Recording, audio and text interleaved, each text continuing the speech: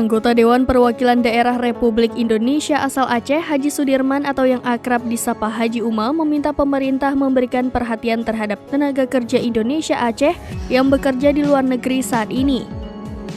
Rapat tersebut dilaksanakan di Jakarta pada Senin 10 Juli 2023, dihadiri oleh sejumlah anggota Komite 4 DPD RI dari berbagai provinsi. Juga turut hadir Menteri Perencanaan Pembangunan Nasional Republik Indonesia atau Badan Perencanaan Pembangunan Nasional atau PPN Bappenas Suharso dan Sekretaris Utama Badan Pusat Statistik Atko Mardianto.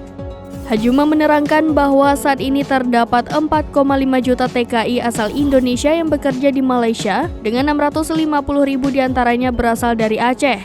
Hampir setiap hari TKI asal Aceh kehilangan nyawa di sana dan setiap korban meninggal menghabiskan biaya sebesar 18 juta rupiah per individu. Ia melanjutkan banyaknya masyarakat yang bekerja di luar negeri menimbulkan permasalahan sosial lain seperti perdagangan manusia dan perdagangan narkoba. Menurut data tahun 2021, perdagangan narkoba di Indonesia mencapai 4,1 ton. Sementara data dari Badan Narkotika Nasional, 83.000 jiwa penduduk Aceh pecandu narkoba. Pentingnya memperhatikan dan menyelesaikan masalah yang dihadapi oleh TKI Indonesia yang bekerja di luar negeri harus diintegrasikan dalam perencanaan pembangunan.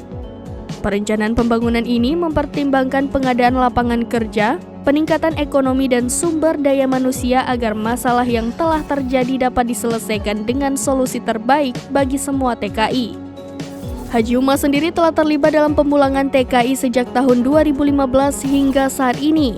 Berdasarkan data yang ia miliki, pada tahun 2020 terdapat 2.000 orang masyarakat Aceh yang dipenjara di Malaysia dan tidak ada yang menjemput mereka.